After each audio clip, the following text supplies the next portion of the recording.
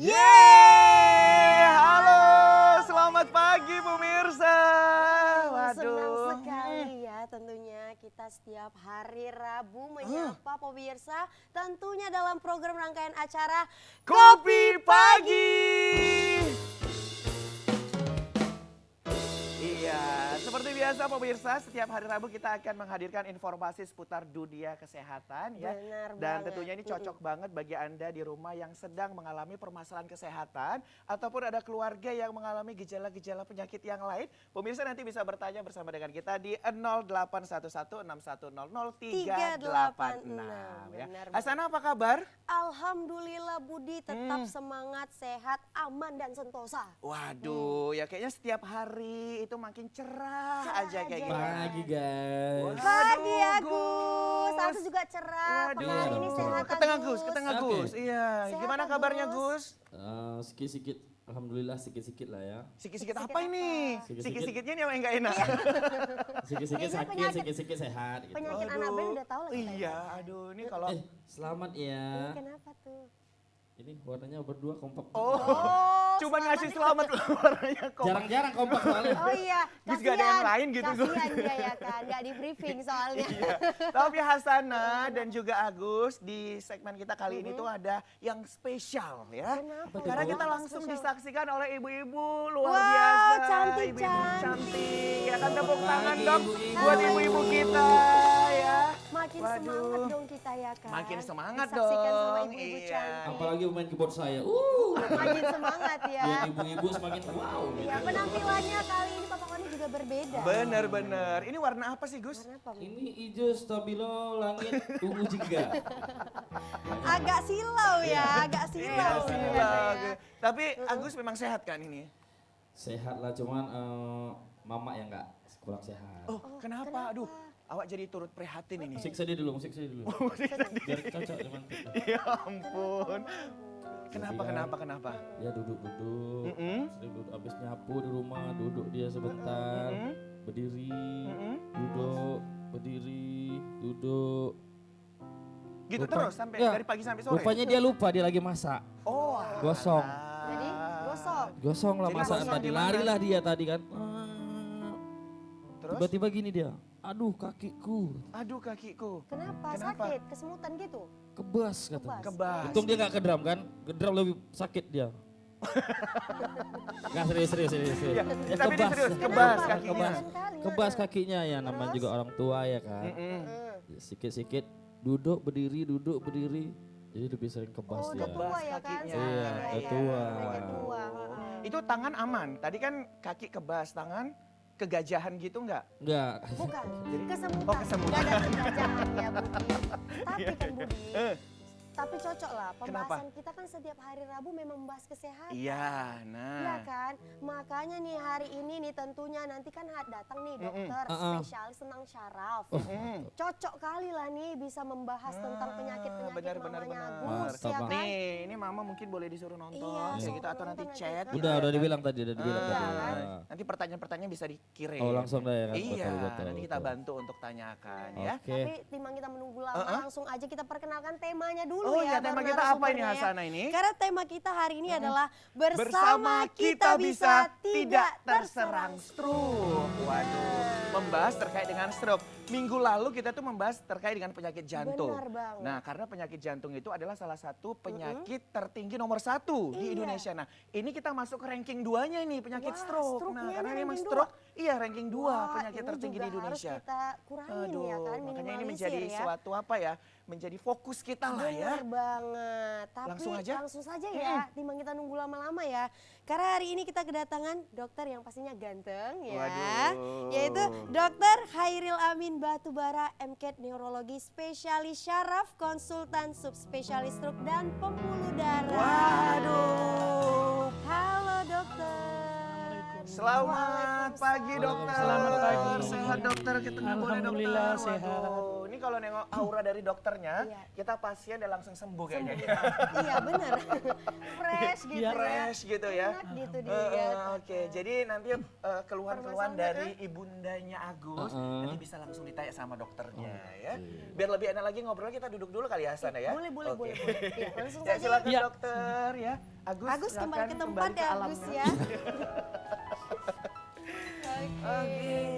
Iya. Selamat datang loh dokter di acara Kopi Pagi. Ya, senang kali loh ini kita bisa langsung kehadiran dari dokter Khairil Khairil ya. Amin. Oke. Iya, Tapi, selamat pagi. Assalamualaikum warahmatullahi wabarakatuh. Waalaikumsalam Waalaikumsalam. warahmatullahi wabarakatuh. Kayaknya makin asik kita ngobrolnya kalau dokter sambil minum nih. Dokter Iya. sukanya minum apa nih dokter?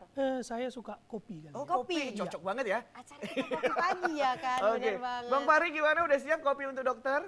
Oke, langsung saja Bang Fahri. Pokoknya dokter, kami di sini itu biasanya setiap on air itu minum kopinya Bang Fahri ya. Dan nih sebagai informasi juga kopi Bang Fahri paling enak dokter. Paling enak di sini tapi ya. Jangan dibandingin Setiap dengan yang hari. lain gitu ya. Paling enak Oke. ya. Baik, terima kasih Bang Fahri. Silakan dokter diminum dulu ya. Aduh, ini seger banget loh ini. Enak banget nih.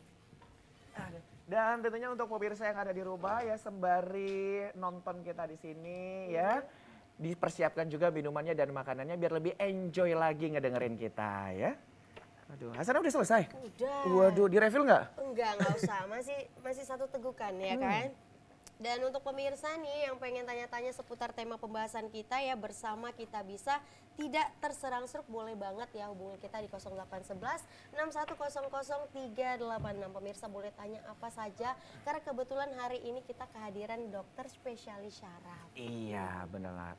Dan ini subspesialisnya langsung loh, stroke dan pembuluh darah. Wah, Jadi ini emang langsung ahli di bidang stroke ini. Iya, detail Tapi banget bukan pembahasan. stroke belanja ya. Stroke belanja. Ini kayaknya mama-mama di rumah pasti tentunya membahas nanti dikirain stroke-nya stroke belanja, jangan sampai salah nih ya kan. Oke, baik. Dokter nih, Iya. yang saya baca begitu ya dok ya, bahwasannya penyakit stroke ini adalah penyakit nomor 2 tertinggi ini dok di Iya, Pak, Indonesia benar nih nih. dokter. Ini gimana ceritanya nih dok, kok bisa sampai nomor 2 kita? Iya, baik. Saya panggil Bang Budi aja kali ya. Iya. Budi aja boleh dokter. Budi sama Kak Hasanah ya. Jadi berdasarkan riset kesehatan dasar Kementerian Kesehatan tahun 2013 dan 2018, stroke itu ranking 2 Waduh. penyebab yang paling banyak kejadiannya dan penyebab kecacatan dan kematian tertinggi Waduh. setelah penyakit jantung. Tahun 2013 itu 7 per mil. Jadi dari 1000 orang 7 kena stroke. Tahun 2013 malah meningkat menjadi 10,9 per mil. Jadi kalau ada 1000 orang penduduk Indonesia, 11 orang itu kena stroke. Waduh. Ya, itu data di seluruh Indonesia. Nah, kalau di tempat kita di Sumatera Utara, itu pun kejadiannya hampir serupa. Hampir serupa Iya. ya dok ya. Dari 2013 meningkat juga di tahun 2018. Ya, jadi ini memang stroke ini penyebab kejadian yang tinggi dan kecacatan kematian yang besar. Oke, benar-benar. Demikian. Ini sangat luar biasa ya dokter ya. Oke, nah dokter kalau di Sumatera Utara sendiri ya dok Iya. ya kan angkanya itu tidak jauh berbeda dengan angka Iya. nasional. Nah menurut dokter ada apa sebenarnya dengan karakteristik Dari masyarakat Sumatera Utara ini Penduduk gitu Sumatera dok? Utara ya benar-benar. Pada dasarnya hampir serupa dengan di tempat-tempat lain ya, di daerah-daerah lain. Umumnya pola hidup, Oke. ya pola hidup yang kurang gerak, ya kemudian ada faktor risiko tapi tidak dikontrol. Ini yang paling oke. sering ya. Jadi kalau kita lihat sekarang ini kan zamannya zaman yang kalau kita sekarang, kalau zaman dulu kan orang mau pingin makan ayam goreng, Oke. dia mesti ke pajak, mesti belanja dulu kan, goreng dan sebagainya. Kalau sekarang cukup angkat telepon, Telepon pesan Datang. Grab, dia datang. Langsung datang gitu Langsung ya, Dok, datang. ya? Jadi kurang adanya Kurang pergerakan, gerakan. ya, aktivitas ya Iya. dokter ya. Dan juga Kurang mungkin gerakan. bahan-bahan yang digunakan dalam memasak Memasaknya. begitu ya, Dok? Ya, bisa Iya. jadi juga, Dok? Jadi kalau beli itu kan rasa mesti enak, Iya. ya mesti enak. Jadi nanti pakai MSG, monosodium glutamat, dibanyakin monosodium glutamatnya. Monosodium itu ya kita tahu sodium itu kan garam ya, natrium. Jadi kalau kadar garam tinggi pun tidak baik. Ya bisa meningkatkan tekanan darah. Nanti kalau tekanan darah tinggi bisa stroke ujungnya nanti akhirnya. Oke, nah ini dokter ngomongin masalah faktor risiko yang tadi dokter Iya. sebutkan ya, Dok ya. Kita ketahui bahwa misalkan penyakit stroke ini kan akibat dari tersumbatnya pembuluh darah di otak ataupun pecahnya pembuluh darah di otak. Benar. Nah, ngomongin masalah itu pembuluh darah ini kan ada kaitannya dengan jantung begitu ya, Dok. Iya. Apakah orang yang terkena stroke itu harus punya riwayat sakit jantung juga atau gimana ini, Dok? Iya. Jadi stroke ini kan ada yang kita kenal faktor risiko. Iya. Jadi kita katakan dia bukan penyebab, tapi Oke. faktor risiko. Karena orang yang memiliki faktor risiko ini belum tentu pasti stroke. Bisa iya, bisa tidak. Makanya dibilang risiko. Tapi risikonya itu akan meningkat ya Risikonya apabila dia ya. memiliki faktor risiko ini. Nah, banyak faktor risiko stroke. Salah satunya adalah jantung. Oh, ya. oke. Jadi penyakit jantung koroner, dia tersumbat di jantung. Kalau sumbatannya itu lepas dari pembuluh darah jantung, dia nyangkut di otak, pembuluh darah otak. Gitu ya, Dok ya. Jadi dia menjadi stroke di otak. Ya. Tapi itu hanya salah satu ya Oke. faktor risikonya. Kalau dari riset kita lihat di Sumatera Utara ini dari 25 rumah sakit di Sumatera Utara ini kita survei, ternyata faktor risiko yang paling banyak itu tekanan darah tinggi. Tekanan darah tinggi atau hipertensi. Tekanan ya, Dok, ya? darah tinggi atau hipertensi ini yang paling banyak. Ya. Kemudian sakit gula, DM ya, Dok Diabetes ya? diabetes ya. Kalau orang bilang ada yang bilang sakit gula, kencing manis ya, itu juga faktor risikonya. Baru yang menduduki yang berikutnya itu merokok, Oke, Merokok ya salah satu faktor pemicu. merokok dan yang masih familiar juga kolesterol tinggi. Kolesterol tinggi. Ya. Kolesterol tinggi, kalau kadar kolesterol ini tinggi ya di dalam darah, dia akan membuat plak-plak di pembuluh darah. Membuat plak di pembuluh darah otak itu yang nanti akan Menjadi sumbat. trombus gitu ya, Iya, Dok ya. menjadi trombus. Jadi Oke. penyakit jantung ini salah satu dari begitu banyaknya faktor risiko dari stroke. Oke. Demikian. Nah, baik. Nah, tapi ngomongin masalah penyakit jantung ini, Dok, ini Iya. sedikit ada kemiripan begitu ya, Dok ya. Kalau di penyakit jantung, kalau pembuluh darahnya itu tersumbat, itu kan kita bisa melakukan katerisasi jantung begitu ya, Dok ya. Nah, kalau ini penyakit stroke-nya akibat tersumbatnya pembuluh darah di otak, apakah ada katerisasi otak, Dok? Iya, baik. Ada ya Oke. katerisasi otak. Namun sebelum dilakukan katerisasi, kita masukkan dulu obat, ya. Obat kita infus. Ya. Nanti kita lihat kalau dengan obat yang kita infus itu sudah berhasil, kita tidak perlu katerisasi. Oke. Jadi katerisasi ini kan tindakan yang memasukkan selang dari sela-sela paha, ya, masuk ke dalam perut, ke dalam dada. Kalau jantung biasanya sampai dada saja. Iya. Nah, kalau saraf dia naik lagi ke atas, ya, sampai ke pembuluh darah otak. Ya, baru kemudian nanti yang menyumbat itu ditarik, ya, ditarik secara mekanik dengan kateter tadi, selang kateter tadi ditarik, ya. Nah, namun ini dia kejar-kejaran sama waktu, ya, kejar-kejaran sama waktu. Kalau obat yang kita infus itu 4,5 jam dari serangan. Oke. Ya, 4,5 jam serangan, jadi harus kejar-kejaran ya. Kalau yang katerisasi, karena dia pembuluh darahnya lebih besar dibandingkan yang obat yang diinfuskan itu, yang terkena, dia sampai 12 jam masih bisa. 12 jam masih bisa memungkinkan ya, Dok ya? dari serangan waktunya ya. Jadi masih, kalau cepat datang, masih memungkinkan ya untuk dilakukan infus obat tersebut, dan kalau perlu dilakukan katerisasi. Oke. Jadi kalau orang Medan bilang ikan sepat, ikan gabus. Makin cepat, Makin makin bagus. bagus. Luar Benar, biasa benar. Ikan ya, ini lagi, ada ikan-ikan lagi ya. Apa lagi dok? Ikan sepat, ikan lele. Ikan sepat, ikan lele. Makin cepat Cakep. jangan bertele-tele. Oh, Oke, cakep. cakep. Tepuk tangan dong buat dokter. Ya. biasa, Keren, dokternya, keren bisa keren ya. pantun juga. Iya, ya. ya. Asana orang Melayu kan bisa pantun juga nggak? Enggak, masalahnya nggak hafal juga nama ikan-ikan ya. Dokter ini spesialis ikan juga Oh ini. iya, salah karena kita ikannya satunya. di rumah ikan asin. Asin. Dokter, kembali lagi nih dokter. Kan kita ketahuin kalau stroke itu juga banyak jenis-jenisnya ya, macam-macamnya ya, ya dokter. Ini saya tadi baca sempat itu ada stroke hemoragik dan juga iskemik. Itu perbedaannya seperti apa dok? Iya, baik. Jadi secara garis besar stroke ini kita bagi menjadi 2 jenis ya. Yang pertama stroke sumbatan dan yang kedua adalah stroke hemoragi. Hemoragi ini pecah pembuluh darah otaknya. Jadi karena ada kelainan di pembuluh darah otak, jadi pembuluh darah otaknya itu tipis dia, menipis, kemudian tekanan darahnya naik, pecah. Ya. Nah, di samping yang 2 jenis tadi, yang tersumbat ataupun yang pecah pembuluh darah otaknya, dia ada lagi kita sebut dengan stroke sepintas. Oh, Kalau stroke bahasa sepintas. Inggrisnya transient ischemic attack.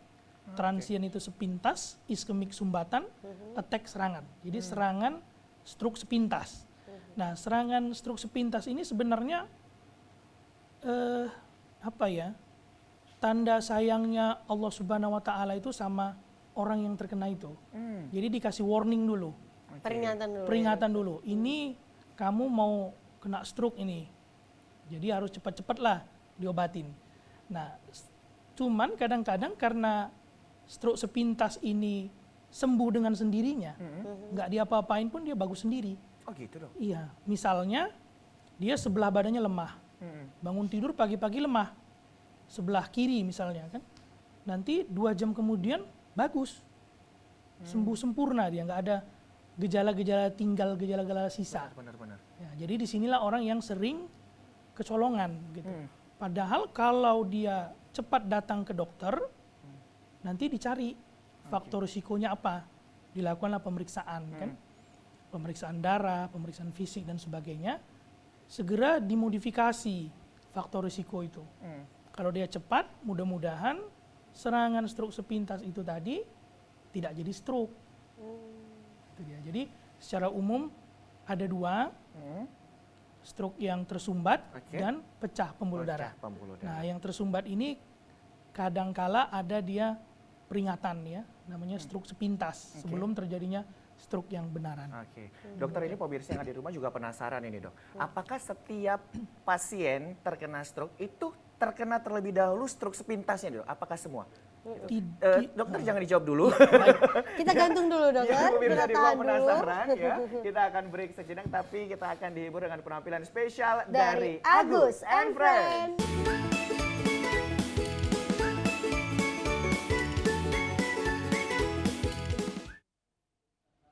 Ya terima kasih Anda masih bersama dengan kami di, Di Kopi Kopi Pagi. Pagi. Oke, masih bersama dengan Dr. Khairil Abin Batubara ya. Dokter, tadi ada pertanyaan yang Sempat tergantung Iya, ya. tergantung. Nah, apakah setiap penderita stroke ya, Dok ya, itu terkena serangan stroke sepintas dulu, Dok? Tidak selalu ya. Tidak selalu ya, Yang Dok ya. serangan stroke sepintas itu kalau saya tidak keliru itu hanya sekitar 2%. 2%, Tidak banyak. tidak saja banyak. ya. Tidak banyak. Dia nah yang salah satu yang membuat stroke ini ngeri, ya, seram, dia kejadiannya itu tiba-tiba, Tiba-tiba. selalu tiba-tiba. Jadi dia bangun pagi, oke bagus, pergi kerja, bercanda, semua aktivitas dilakukan seperti biasa. Sampai malam pun tidur masih bagus, nggak ada gejala apa-apa, nggak ada keluhan apa-apa. Tiba-tiba tidur jam 11, pagi bangun jam 5, mau sholat subuh ke kamar mandi, tiba-tiba lengan sebelah kanan, kaki sebelah kanan sudah nggak bisa bergerak, sudah nggak bisa diangkat. Nah itu dia jadi selalu tiba-tiba. Jadi hanya yang 2% itu yang ada peringatan warning terlebih dahulu sebelumnya. Oke, begitu Jadi itu Hasanah. sangat membahayakan. ya, Benar, gitu ya. benar, benar. Padahal aktivitas itu kita lakukan rutinitas seperti biasa, tapi tiba-tiba saja ya dokter ya. Iya, tiba-tiba. Itu tadi karena apa? Karena faktor risikonya tadi tidak diketahui ya dok ya. Kalau dia sebenarnya sudah memiliki faktor risiko yang tinggi untuk terkena stroke. Nah, untuk lebih detailnya pemirsa juga sudah penasaran dengan materi yang sudah disiapkan oleh dokter. Bener ya. banget, karena tentunya banyak informasi nih yang akan dibagikan dokter kepada kita bersama. Bener ya dok Budi ya? Baik, silakan dokter Khairil boleh langsung ya. Ini dia materi yang sudah disiapkan oleh dokter. Tentunya akan menambah wawasan kita pada hari ini terkait dengan penyakit stroke. Silakan Benar dokter. sekali. Ya, Silakan baik. dokter. Assalamualaikum warahmatullahi wabarakatuh. Selamat pagi, salam sehat pemirsa TVRI dimanapun Anda berada. Ya, pagi ini saya akan memberikan sedikit mengenai apa itu stroke. Ya, nah jadi stroke sebelum saya mengawali pemberian materi ini, tahun ini adalah pada bulan Oktober World Stroke Day, Hari Stroke Dunia, ya tepatnya 29 Oktober 2023. Nah, pada tahun ini temanya itu adalah mencegah lebih baik daripada mengobati. Ya, mencegah lebih baik daripada mengobati, bersama kita bisa lebih hebat dari stroke. Jadi kita lebih hebat tidak terkena stroke. Nah, kenapa tema pada tahun ini adalah kita tidak boleh terserang stroke? Ada paling tidak 3 alasan. Alasan yang pertama adalah angka kejadian stroke itu sangat tinggi. Nomor 2 tertinggi di Indonesia. Ya, 10,9 per mil. Jadi dalam 1.000 penduduk ada 10 orang itu yang terkena stroke. Ya, jadi sangat mungkin kita, bapak, ibu, saudara-saudara kita bisa terkena stroke. Sangat mungkin sekali. Kemudian yang kedua, pengobatan stroke ini belum sepenuhnya memuaskan. Ya. Beda kalau misalnya dulu kita 2 tahun yang lalu COVID. Ya. Keluar vaksin COVID, alhamdulillah COVID turun drastis, hilang COVID ini. Memuaskan hati kita semua. Tapi stroke belum. Ya. Dia bergantung dengan kecepatan. Ya, yang saya katakan tadi, ikan sepat, ikan gabus, ikan sepat, ikan lele, makin cepat makin bagus, makin cepat tidak bertele-tele. Ya, waktunya 4,5 jam dan 12 jam. Ya, 4,5 jam, sebelum 4,5 jam kita masukkan obat, kita infus. Kadang-kadang itu pun tidak berhasil. Dilanjutkan yang 12 jam dengan kateterisasi, dimasukkan selang, diambil sumbatannya. Itu pun kadang-kala tidak berhasil juga. Karena yang kedua bergantung dengan keparahan stroke. Ya, karena bergantung dengan keparahan stroke. Ya. Kalau stroke-nya sudah berat, ya, ya, dia bisa tidak memberikan efek yang memuaskan. Ya.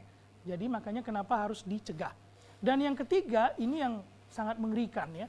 Saya bilang derita akibat stroke. Ya. 15% meninggal. Baik seminggu pertama atau seminggu setelah serangan stroke. 65% cacat dari yang ringan sampai yang berat.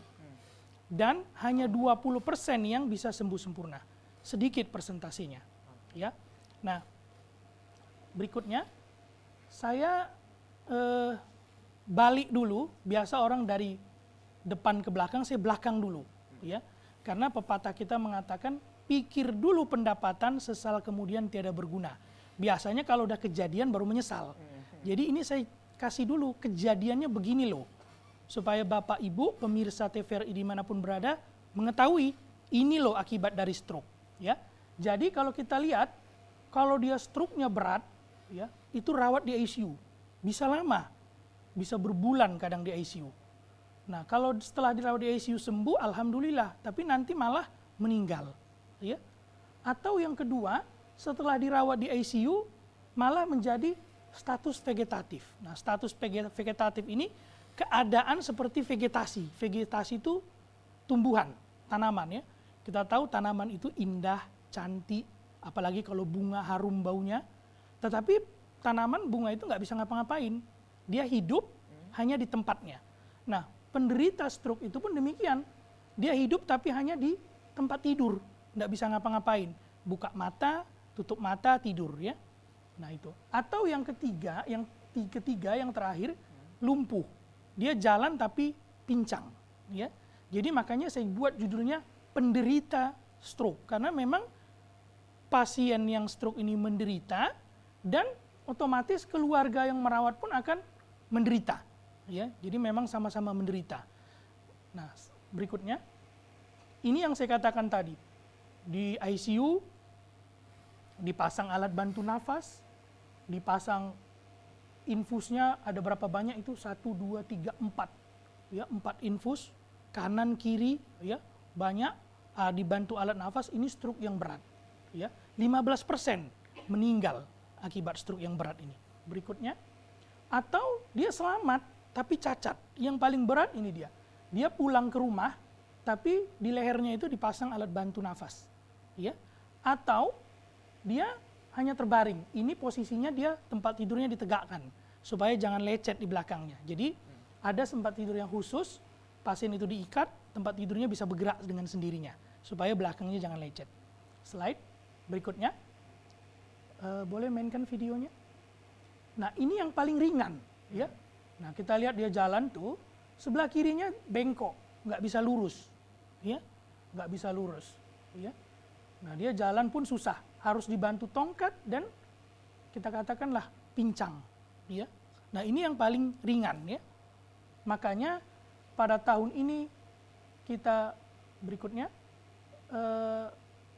kampanyekan untuk segera untuk mencegah lebih baik daripada mengobati. Nah kadang-kadang yang membuat terlambat itu adalah kurang informasi mengenai stroke atau informasinya salah, termakan hoax. Ada yang bilang kalau stroke itu jangan diapa-apain, tidurkan dulu, kan? Nunggu dia tidur udah tersisa waktu 4,5 jam. Atau ada mitos lagi dicucuk-cucuk jarinya. Ya saya jumpain itu ya, cucuk jari 10 jari, telinga berdarah-darah semua baru dibawa ke rumah sakit. Nah ini kami dari Perhimpunan Dokter Spesialis Saraf Neurologi Indonesia, Perdosni, sudah membuat media sosial. Nah, Bapak Ibu bisa langsung scan di sini, ya pemirsa scan di sini. Nanti akan terbuka, ada YouTube-nya, ada Instagram-nya, ada Facebook-nya, ya. Namun mungkin ini karena baru tahun ini kita buat, masih sedikit. Nanti pelan-pelan kita akan isi. Mudah-mudahan insya Allah di sini informasinya bukan hoax, ya, informasi yang valid, ya. Berikutnya, boleh mainkan videonya, ya. Nah ini kita lihat sekilas ya mengenai stroke ya. Oh ini suaranya nggak bisa hidup ya. Otak merupakan organ yang sangat bergantung terhadap asupan oksigen. Sehingga gangguan pengantaran oksigen baik karena sumbatan maupun pecahnya pembuluh darah akan menyebabkan kerusakan dan berujung pada kematian sel otak. Kerusakan sel otak yang terjadi karena tidak mendapatkan pasokan darah yang membawa oksigen selanjutnya disebut sebagai stroke. Stroke merupakan penyebab utama disabilitas di seluruh dunia dan juga penyebab kematian kedua di seluruh dunia, dan kejadian stroke dilaporkan meningkat 50% dalam 17 tahun terakhir. Semakin lama kita menunda penanganan, maka semakin banyak sel otak yang mati dan gejala klinis akan semakin berat. Lalu, bagaimana tanda dan gejala stroke? Tanda dan gejala stroke disingkat dengan segera KRS, yaitu senyum tidak simetris, gerak separuh tubuh melemah, bicara pelo, kebas atau baal sepuro tubuh, rabun, pandangan tiba-tiba kabur, dan juga sakit kepala hebat yang muncul tiba-tiba. Bagaimana mencegah stroke? Pencegahan stroke dikenal dengan istilah cerdik, yaitu cek kesehatan secara rutin, rajin aktivitas fisik, istirahat yang cukup, enyahkan asap rokok, diet seimbang, dan juga kelola stres. Stroke adalah kondisi kegawat daruratan medis. Jika terdapat tanda dan gejala stroke, segera ke rumah sakit terdekat. Ya, baik, itu sekedar informasi. Nanti dari media sosial itu Bapak dan Ibu pemirsa TVRI dimanapun Anda berada bisa mendownloadnya, bisa melihatnya ya. Berikutnya, slide. Nah, jadi stroke ini seperti yang sudah saya jelaskan adalah aliran darah ke otak itu terganggu. Bisa karena tersumbat atau karena pecah pembuluh darah otaknya. Akibatnya nanti oksigen dan nutrisi ke otak akan berkurang sehingga sel otak itu akan mati. Berikutnya. Nah, apa faktor risikonya? Jadi ada paling tidak 5 ya, tekanan darah tinggi. Jadi kalau Bapak Ibu sudah terkena tekanan darah tinggi, umumnya 80-90% tekanan darah tinggi itu adalah idiopatik, tidak ada penyebabnya. Sehingga Bapak Ibu harus minum obat seumur hidup. Kadangkala oleh karena berita-berita hoax itu dibilang kalau minum obat terus-terusan ginjal rusak dan sebagainya, di stop, akibatnya kena stroke. Ya. Yang kedua adalah merokok. Ya. Jadi merokok ini kita pernah menjumpai dia tidak ada faktor risiko apa-apa, usia muda tapi stroke. Rupanya kita tanya pelan-pelan, dia perokok yang berat. Dari SMP dia sudah merokok. Ya. Jadi umur-umur 20-an sudah kena stroke. Atau yang ketiga gula tinggi. Nah ini nanti perlu minum obat, kontrol gula darah, diet, jaga pola makan. Kemudian penyakit jantung seperti yang kita sudah bincangkan tadi, salah satu faktor risikonya itu adalah jantung. Ya, jadi jantung ini bisa membuat kelainan pada pembuluh darah otak. Kemudian kolesterol tinggi ya, asupan makanan yang mengandung kolesterol itu tinggi, kurang gerak, kurang olahraga, sehingga kolesterol itu menyumbat menjadi plak-plak di pembuluh darah. Atau faktor-faktor yang lain, asam urat tinggi bisa juga, atau dia darahnya kental, ya sehingga mudah tersumbat, dan faktor-faktor risiko yang lainnya. Nah, faktor risiko ini harus dikendalikan. Bagaimana kendalikannya? Ingat kata cerdik. Berikutnya. Nah, apa itu cerdik? Kita ingat dengan kata cerdik. C-E-R-D-I-K. Baik, berikutnya. C yang pertama adalah cek kesehatan secara berkala. Kalau Bapak Ibu punya faktor risiko atau usia udah 40 tahun, sebaiknya cek kesehatan. Ya. Kalau yang dia punya tekanan darah tinggi, sebulan sekali cek tensinya. Minum obat teratur, jaga diet, atur pola hidup sehat. Kemudian yang kedua, E-nya enyahkan asap rokok. Jadi kalau sama rokok ini bukan dikurangi, tapi enyahkan, stop, berhenti merokok. Ya, biasanya sih bisa, ya karena pengalaman kita pasien dirawat 1 minggu, bisa dia tidak merokok. Walaupun dia perokok berat. Tapi nanti begitu pulang, di rumah jumpa rokok sisanya dia merokok lagi. Ya. Yang ketiga, R-nya rajin aktivitas fisik, olahraga. Jadi harus ada olahraganya. Olahraganya nggak usah yang rumit-rumit, jalan pagi atau jogging. Untuk yang orang-orang tua jalan pagi yang masih muda, jogging, lari, 30 menit sehari, 3-5 kali seminggu. Ya, itu sudah cukup untuk memberikan aktivitas fisik yang sehat ke badan. Kemudian D, yang keempat, diet yang sehat dan seimbang. Ingat GGL, gula, garam, gula, lemak. Garam itu nggak boleh banyak-banyak, ya. Garam itu paling tidak hanya boleh 1 sendok teh per hari, ya. Kalau gula 4 sendok makan, ya, sekitar 75 gram, ya. Karena gula itu kita bisa juga dapat dari makanan, dari nasi, dari kue, dari roti, kita bisa dapat gula. Jadi harus dibatasi. Kemudian lemak, ya. Slide berikutnya.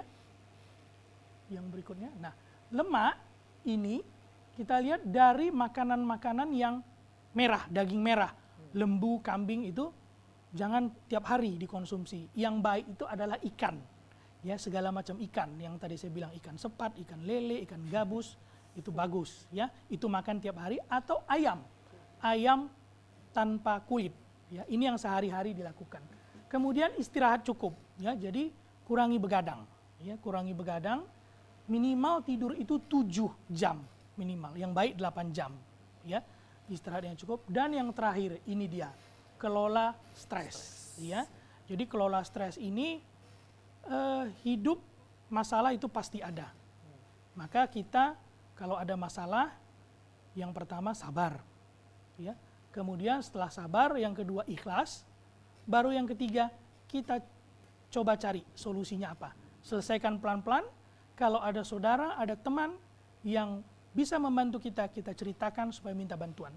Kalau nggak bisa juga ya kita bertawakal. Ya, ini yang terakhir yang juga merupakan risiko untuk terkena stroke. Berikutnya. Nah, kalau sudah terkena stroke, seperti yang saya katakan tadi, stroke ini yang mengerikannya tiba-tiba kejadiannya. Jangan tunggu-tunggu, segera bawa ke rumah sakit. Nah, sesuai dengan yang saya katakan, segera ke rumah sakit, apa tandanya? Senyum menjadi mencong, mulut menjadi mencong.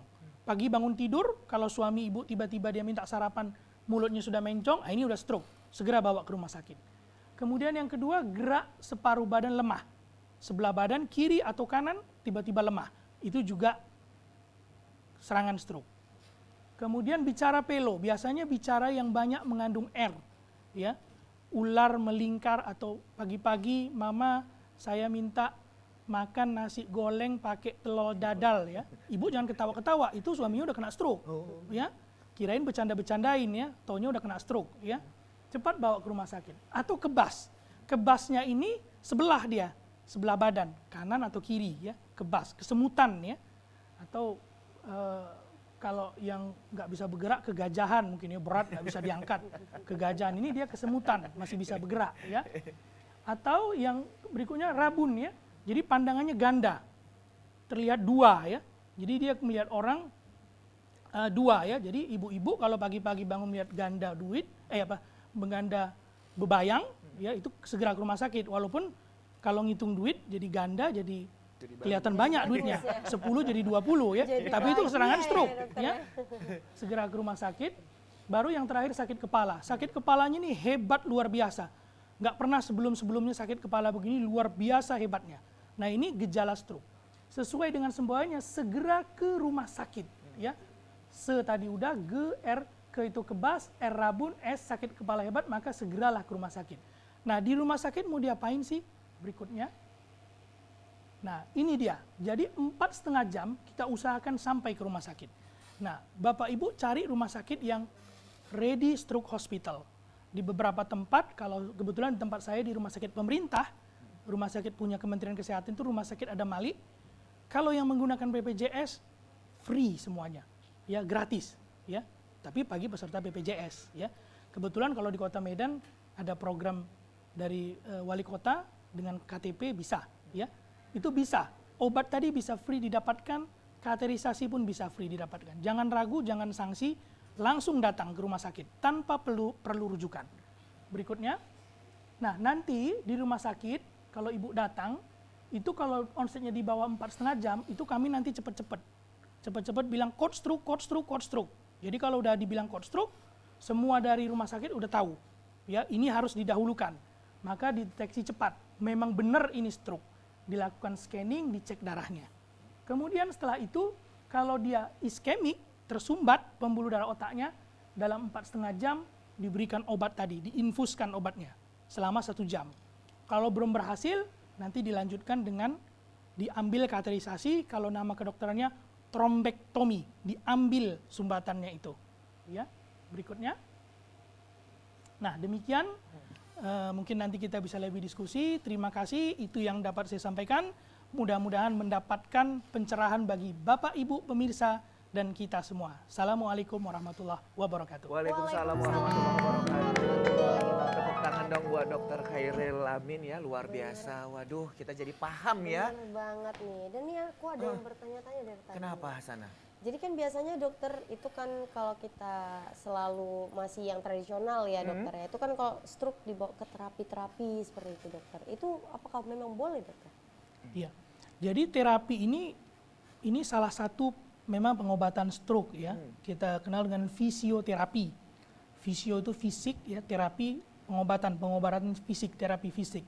Ini nanti umumnya setelah lewat fase akutnya, ya. Secepat mungkin dilakukan.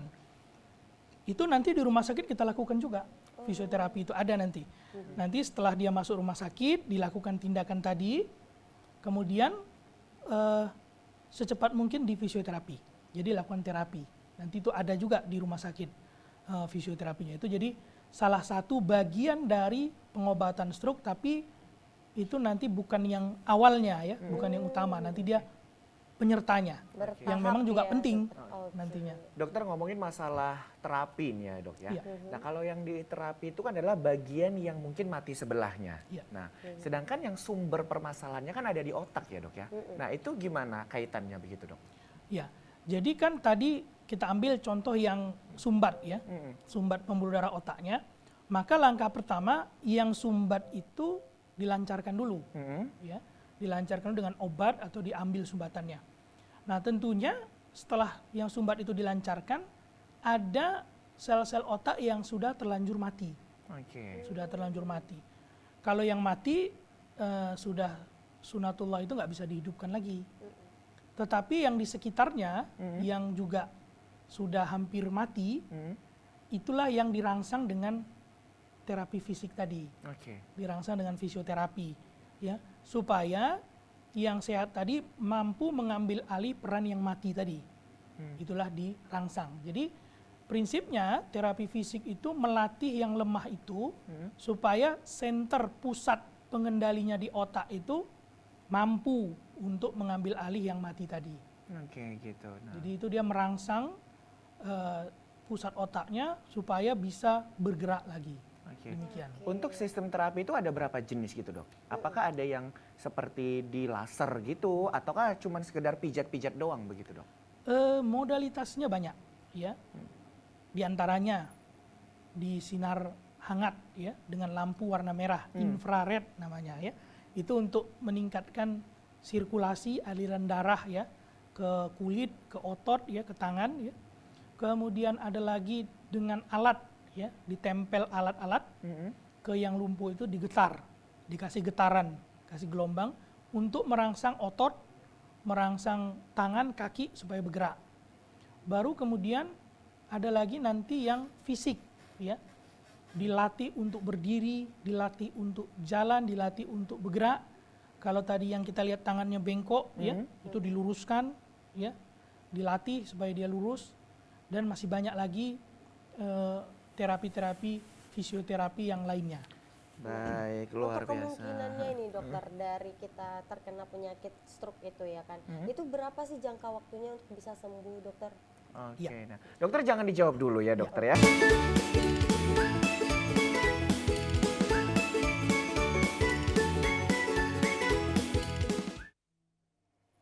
Ya pemirsa, terima kasih Anda masih bersama kami di acara Kopi Pagi. Masih bersama Dr. Khairil Amin Batubara ya. Dokter, kita sambung tadi pertanyaannya sempat ngegantung nih dokter ya.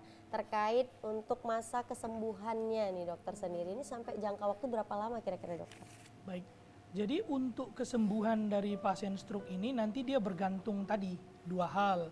Yang pertama keparahan stroke-nya, ya, ringankah atau berat. Kemudian yang kedua bergantung kepada cepat atau tidaknya dia datang mendapati pengobatan. Ada yang dia stroke-nya tidak begitu berat, cepat dia datang, 4,5 jam dia belum datang, 4,5 jam dia langsung ke rumah sakit, ya. Kita masukkan obat tadi, masuknya lumpuh, pulang dia jalan, 3 hari sudah pulang. Ada lagi yang dia datangnya udah stroke-nya berat, datangnya 2 hari dia baru datang. Nah yang begini lama proses pemulihannya. Bisa 3 bulan, bisa sampai 6 bulan, bisa kadang sampai 1 tahun. Dan hasilnya pun belum tentu memuaskan. Ya, jadi bergantung 2 hal tadi. Oke, Oke, jadi itu bergantung terkait dari jenis-jenis stroke Stroke-nya itu juga tadi ya, ya. dan tingkat keparahannya ya dokter Iya, ya. dengan Oke, tingkat nah ini tadi kan sudah ada membahas tentang ini ya faktor risiko tadi ya. Kita sudah ada Pemicunya tadi ya. gejalanya ada yang kebas tadi ya dok ya. Oke, nah ini kebas tadi persoalan si Agus. Iya, ya. benar banget Oke, nih, Gus Gus. tadi ada cerita kebas nih katanya orang tua. Ini silakan langsung ditanya ke Iya. dokternya. Ya betul.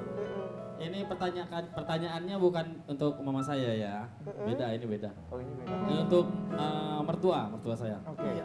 Jadi dulu pernah kena stroke sekali, kemudian dia bisa sembuh, kalau nggak salah pengobatannya sekitar 6 bulan atau 8 bulan.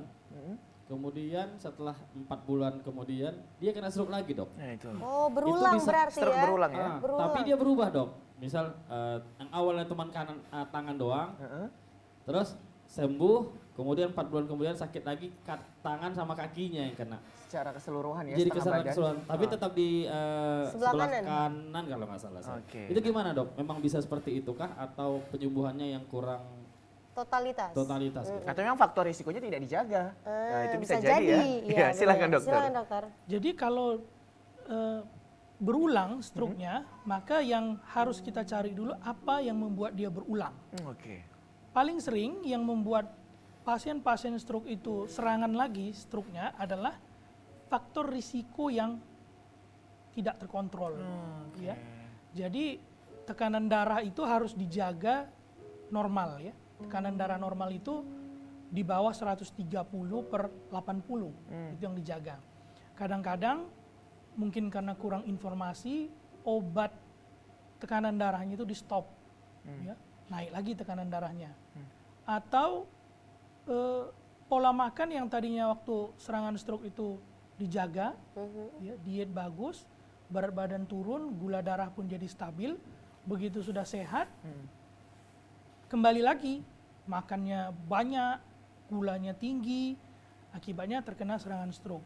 Atau aktivitas olahraganya kurang, ya, dia tidak, yang sebaiknya seperti yang saya jelaskan tadi, 30 menit sehari itu jalan untuk yang orang yang sudah tua, jalan, nggak usah lari, nggak usah jogging.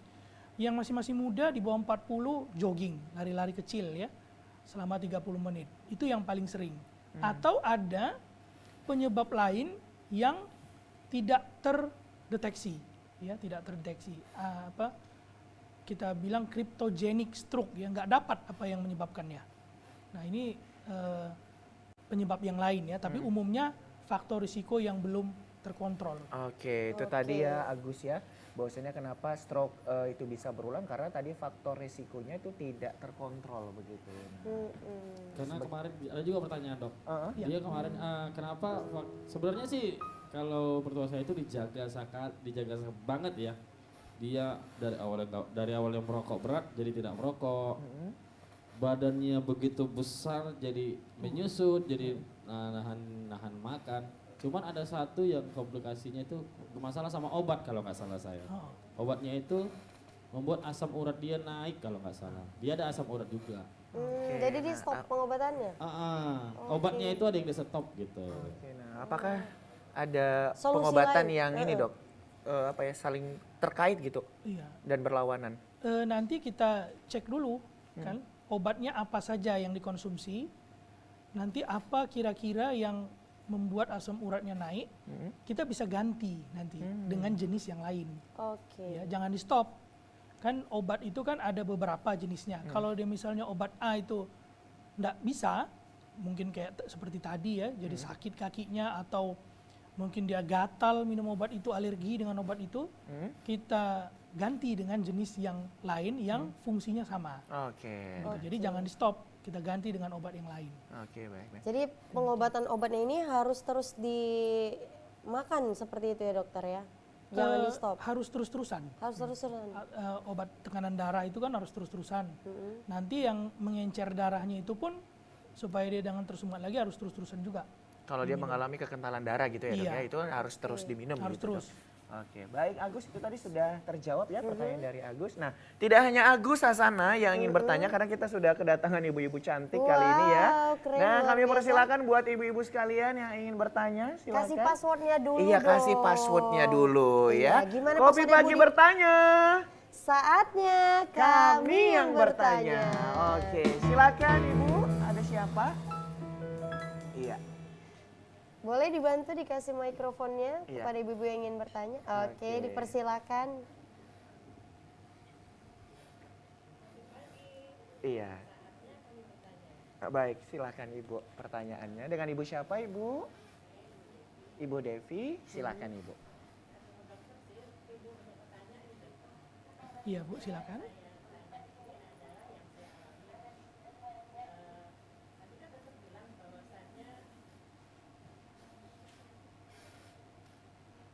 Yes, silakan Ibu. Iya.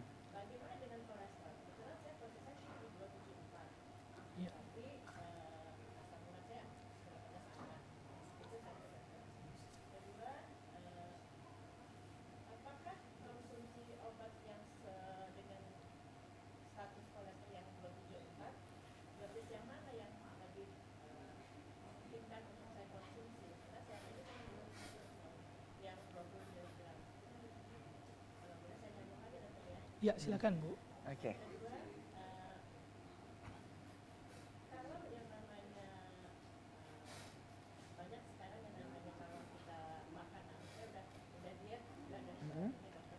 Tapi tetap aja kan kalau kita misalnya makan salah satunya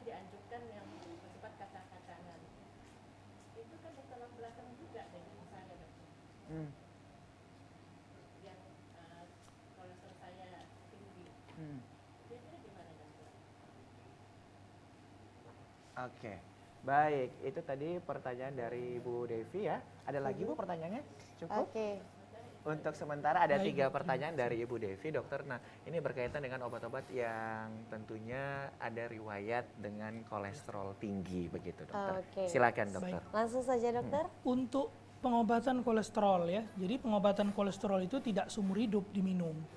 Jadi nanti minum dulu dalam jangka rentang waktu tertentu, umumnya kita kasih 1 bulan ya, minum obat kolesterolnya. Nanti setelah 1 bulan dicek ulang kadar kolesterol di dalam darahnya. Kalau nanti sudah normal, boleh di stop. Nanti 3 bulan berikutnya dicek ulang lagi. Kemudian 6 bulan berikutnya dicek ulang lagi. Jadi berkala dicek ulang kolesterolnya. Ketika dia tinggi, baru diminum lagi obat kolesterolnya. Tapi tentunya ya dengan catatan pola hidupnya dijaga, ya. Jangan makan yang tinggi kolesterol, ya, yang tinggi lemak. Dan harus ada kalau dia masukannya sudah dikurangi, pengeluarannya ditingkatkan. Itu tadi dengan olahraga. Oke. Ya, aktivitas fisik, ya, aktivitas fisik itu di samping olahraga perlu juga, ya. Kalau misalnya bapak-bapak sekali-sekali kalau yang tidak punya supir, cuci mobil sendiri. Sekali-sekali hari Minggu, hari libur, cuci mobil sendiri itu akan menguras banyak energi, gitu ya, Pak. kolesterol pun akan terkuras. Itu bisa, ya. Jadi dengan catatan itu kemudian dikontrol darahnya, kolesterol darahnya itu Kolesterolnya, per 3 bulan atau per 6 bulan sekali. 3 bulan sekali atau 6 bulan 6 sekali. bulan sekali. Untuk dosisnya sendiri, dok, tadi seperti yang ditanyakan Ibu Devi. Untuk dosisnya, kalau dosis obat dia kan ada jenis-jenis obat kolesterolnya berbeda-beda. Ada yang kalau ibu ini dia menggunakan yang 20 itu bisa simvastatin, bisa atorvastatin, ya. Kalau simvastatin kita pakai yang 20 saja, 20 mg supaya lebih cepat dia proses penurunannya. Sebulan diminum, ya. Oke, sebulan sebulan nanti diminum. dicek lagi sampai normal. Oke. Kalau belum normal, minum lagi sebulan lagi. Oke. Nanti cek lagi sampai normal baru di stop. Kalau Oke. sudah normal berarti di stop atau Di stop. diturunkan kadar dosisnya, dok? Di stop saja. Di stop stop, saja ya, ya. Kalau sudah Diperhatikan, normal. Oke. Nanti Baik. 3 bulan dicek lagi. Kalau dia tinggi lagi, baru diulangi lagi pengobatannya. Oke. Intinya terus medical check up ya dokter. Iya. 3 bulan sekali atau 6 bulan sekali ya. Tapi kalau tinggi sebulan sekali boleh nggak, dok? Sebulan sekali bisa, boleh. Boleh Bisa, ya. ya. Oke. Bagaimana Ibu Devi? Ada lagi mungkin yang ingin ditanyakan? Iya, dipersilakan Ibu. Satu lagi data tadi saya lihat kan di situ juga ada yang sakit kepala. Sakit kepala itu kan saya suka melihat ada yang di sekitar mata sini dan ini. Kebetulan saya kalau bawaan saya itu kan darah rendah dan menyebabkan kadang itu naik atau turun itu Sulit mungkin- dibedakan gitu ya, iya. Bu ya? Tapi rata-rata kalau usia saya ini normalnya berapa dokter? Saya biasanya tuh 110 per 70, kadang dia naik 120. Nah, saya sempat oyang itu di bawah dari 70. Nah, kira-kira yang tadi saya tanyakan sakit kepala yang dokter cantumkan tadi di paparan Slide, tadi itu sakit kepala seperti apa dokter? Karena yang pernah saya rasakan di kepala ini dan seperti ada benjolan, apakah itu merupakan penyumbatan atau aliran darah yang nggak lancar? Baik. Kasih dokter. Gimana, dokter? Baik, untuk tekanan darah ya. Jadi sekarang ini kita di atas usia 18 tahun sampai usia berapapun tekanan darah yang normal itu di bawah 120 per 80. Ya, jadi tekanan darah yang atasnya sistol kita bilang di bawah 120, diastol yang di bawahnya ya di bawah 80. Tapi tidak lebih rendah dari 100 sistolnya atasnya atau diastolnya yang di bawahnya itu tidak lebih rendah dari 60. Ya. Itu tekanan darah yang idealnya ya. Jadi kalau tekanan darah di bawah 100 seperti Ibu Devi bilang tadi 70, nah itu sudah hipo ya, hipotensi. Nanti dia muncul gejala itu. Itu harus diatasi. Ya, kemudian pertanyaan yang selanjutnya tadi tentang nyeri kepala ya. Jadi nyeri kepala ini banyak jenisnya ya. Jadi kalau kami dulu di spesialis waktu pendidikan, spesialis neurologi, nyeri kepala ini bukunya tebal, jenisnya banyak. Jadi kami belajar buku nyeri kepala, akhirnya nyeri kepala juga. Saking tebalnya ya dok ya. Saking tebal dan banyaknya jenisnya ya. Ya, jadi pada umumnya sederhananya nyeri kepala itu ada 2 jenisnya, primer dan sekunder. Kalau primer itu dia tidak ada penyebabnya, tidak ada kelainan di dalam otak. Ya. Jadi mau kita foto scanning kepala, kita MRI kepala, hasilnya normal. Ya. Contohnya mungkin yang sering di masyarakat itu migrain. Nah, migrain. Nah ini dia nggak bahaya. Migrain ini tidak menyebabkan orang meninggal, tetapi nyeri sekali mengganggu aktivitas hidup sehari-hari. Ya. Atau yang kedua, nyeri kepala sekunder. Sekunder ini ada penyebabnya. Nah, nyeri kepala sekunder inilah salah satunya adalah stroke tadi. Ya, stroke. Pecah pembuluh darah otak di selaput otak. Nah, tanda-tandanya nyeri kepalanya tiba-tiba dan sakitnya luar biasa sekali. Ya. Kemudian disertai gejala-gejala yang lain. Dia nggak murni nyeri kepala. Kalau migrain itu umumnya hanya nyeri kepala saja. Kalau yang nyeri kepala sekunder karena stroke ada yang lainnya. Misal dia nyeri kepalanya disertai sebelah badannya lemah, kebas, ya, atau muntah, ya. Tapi muntahnya ini pada nyeri kepala yang karena stroke ini nggak ada mual. Biasa kan kita mual dulu, baru muntah. Ini enggak ada mual, tahu-tahu muntah, nyemprot muntahnya, ya. Nah ini pertanda ini nyeri kepala yang sekunder. Kalau dia tiba-tiba ini stroke, nah cepat-cepat ke rumah sakit, ya, cepat-cepat ke rumah sakit. Oke, baik, itu tadi ya Seperti sudah tagline-nya dijawab. tadi ya, segera ke RS ya Segera. dokter ya. Bagaimana Ibu Devi, sudah cukup? Iya, baik. Terima kasih, udah ada 4 pertanyaan dari Ibu Benar Devi ya. sekali, udah ikut kontribusi iya. ya, memberikan Dokter, ini pertanyaan saya juga ada ya. Atau ada lagi Ibu yang ingin bertanya? Iya, Silakan. ada kira-kira Ibu? Ya, Ya, silakan Ibu. dipersilakan Ibu. Bila kopi pagi, saatnya saya ingin bertanya. Oke, Oke, siap. dipersilakan Ibu. Assalamualaikum warahmatullahi wabarakatuh. Waalaikumsalam warahmatullahi wabarakatuh. Saya ingin bertanya kepada dokter, ini sih tentang kejadiannya, pertanyaannya sih ada beberapa item ya, cuma mungkin hanya 2 saja. Nggak Agak usah banyak ya Bu ya. Oh iya, nanti kalau banyak mungkin waktu nggak ada, dan mungkin sudah juga terjawab dari jawaban kisi-kisi dari dokter, sudah kayaknya sudah mengenai pada riwayat saya kali. Cuman mau bertanya lagi untuk selanjutnya gimana untuk mengatasinya. Oke, silakan. Baiklah dokter, saya Izin Ibu dengan Ibu siapa Ibu? Iya, saya dengan Ibu Farida. Ibu Farida. Ibu Farida. Iya. Ini dokter, saya ingin bertanya tentang mertua saya ini dok. Mungkin kalau pertanyaannya ini mungkin gimana ya, agak-agak yang beriwayat dengan kerukiaan tentang penyakitnya. Jadi dokter, mama saya itu memang ada si asam urat. Usia sekarang beliau sudah 76. Jadi beliau menderita itu asam urat sudah lama. Terus ditambah lagi dengan sakit di bagian bermasalah dengan di bagian tekuknya. Jadi di tekuknya itu pernah dibawa ke ahli saraf, juga dokter saraf di Prima, katanya ada pembuluh darah. Cuman kalau dioperasi mungkin membawa dia jadi fatal. Nah, tapi dokter setiap saat tidak menghitung waktu, menit atau jam, beliau kumat seperti kesurupan. Terus beliau itu ngigau-ngigau, terus bisa kejang-kejang, mata ke atas, mulutnya sampai seperti ngunyah-ngunyah. Terus sampai hari ini dok. Jadi kita hanya bisa meruqyah atau membaca ayat kursi. Nah ketika kita baca ayat kursi itu reda dok. Terus asumsinya seperti apakah setan? Ada masuk setan atau perbuatan dunia? Kita itu Allahu a'lam ya dok. Cuma secara medis saya ingin tahu macam mana kita mengatasi mama mertua saya ini ketika tidak mengenal waktu dan jam, tiba-tiba kumat dok. Oke, Nah, baik. jadi terus satu lagi pertanyaan buat saya dokter. Oh baik, silakan. Saya kondisi tubuh ini mungkin fisiknya nampak sehat gitu ya dok, tapi secara psikisnya agak gimana.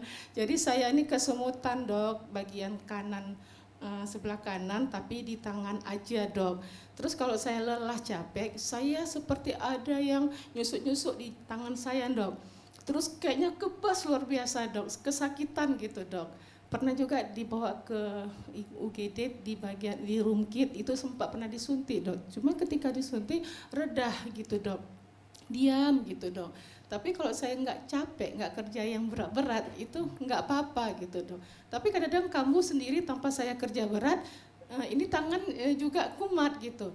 Terus di bagian kepala saya seperti, maaf dok, mungkin ini pertanyaannya terlalu mendetail.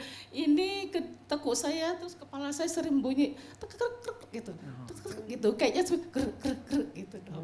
Jadi buat saya takut, terus saya nggak mau berobat karena takut nanti gimana, takutnya pada jadi fobia buat saya. Cuman hilang-hilang sendiri dengan saya zikir aja dok gitu. Baik, terima kasih Ibu Farida. Iya, Sudah makasih, cukup Dok. itu aja pertanyaannya. Oke, ada 2 pertanyaan dokter yang disampaikan oleh Ibu Farida. Dan tentunya kita di sini juga sangat sudah penasaran dengan jawaban dokter. Tapi kita tahan dulu ya dokter Ditahan ya. lagi. Kita akan break sejenak, tapi kita saksikan dulu ini dia penampilan spesial dari Agus and Friends.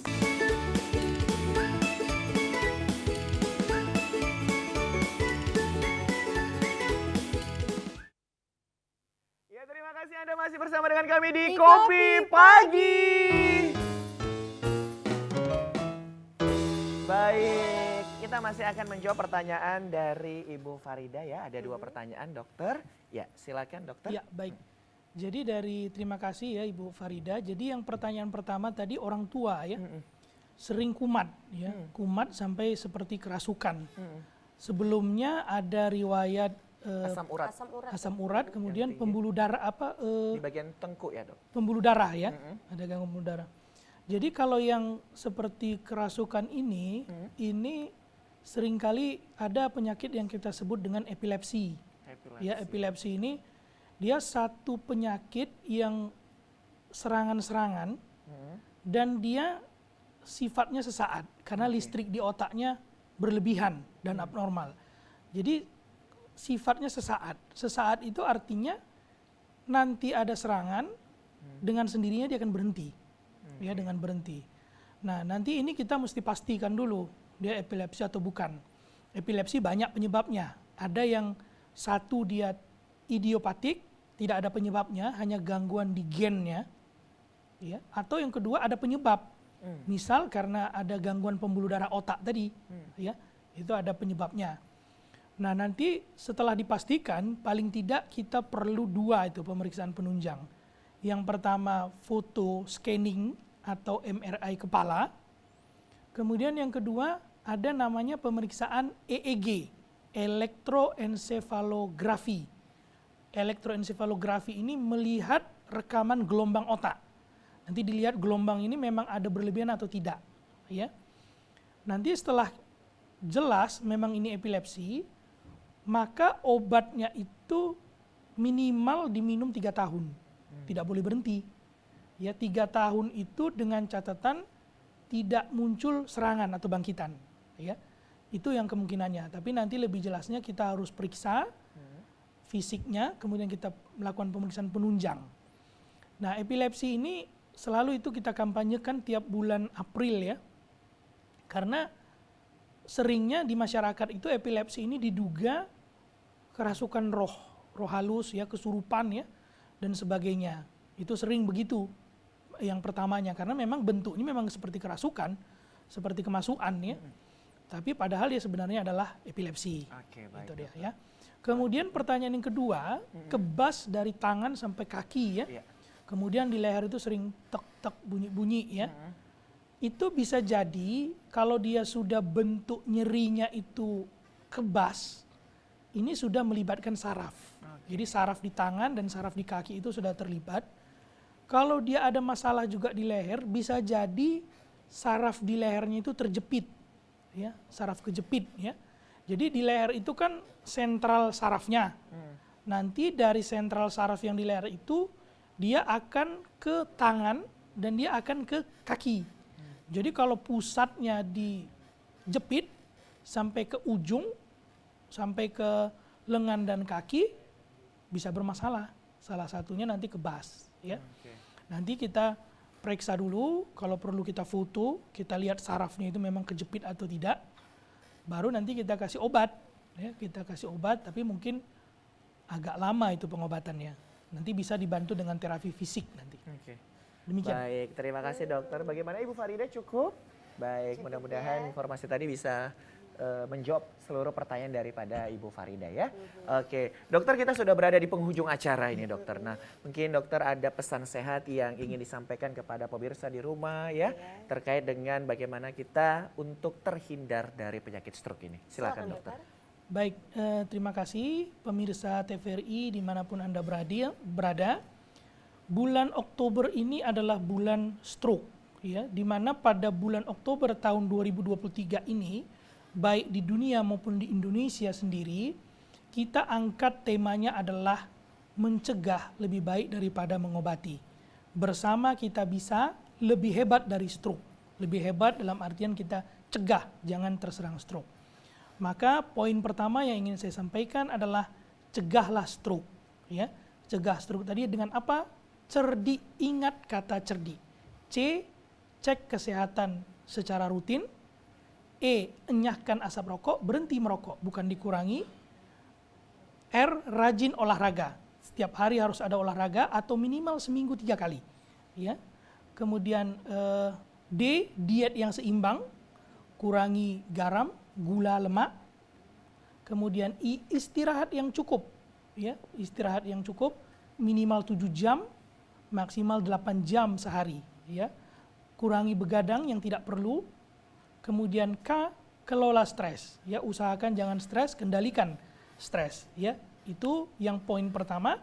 Poin yang kedua, kalau sudah terserang stroke, kenali dengan slogannya segera ke rumah sakit. S, senyum mulut menjadi mencong.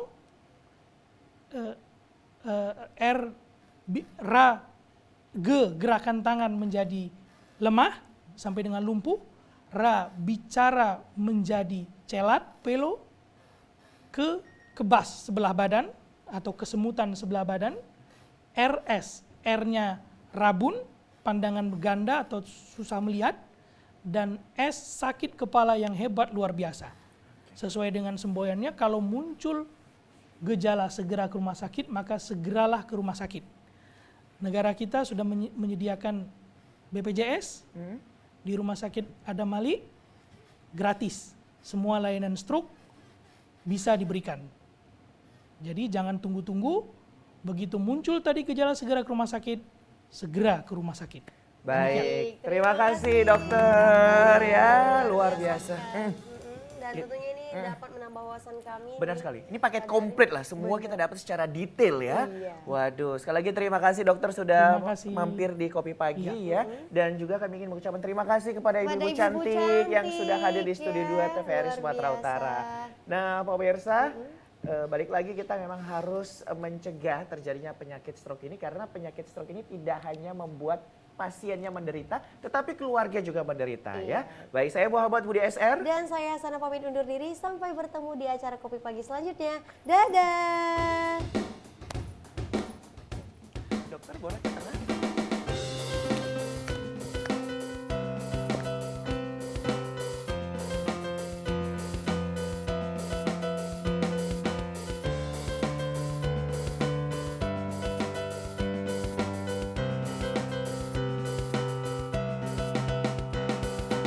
You say you wander your own land, waiting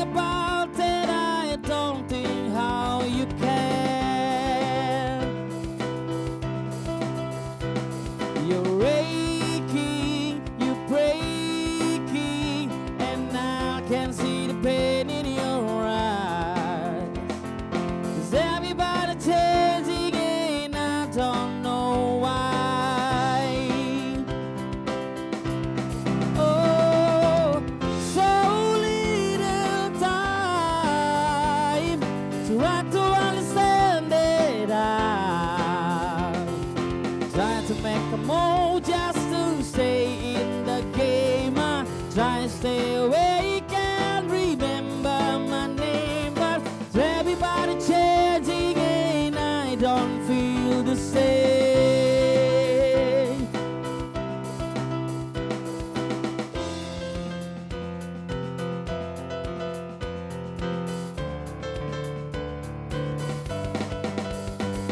You gone from here, soon you'll disappear, fading into beautiful light.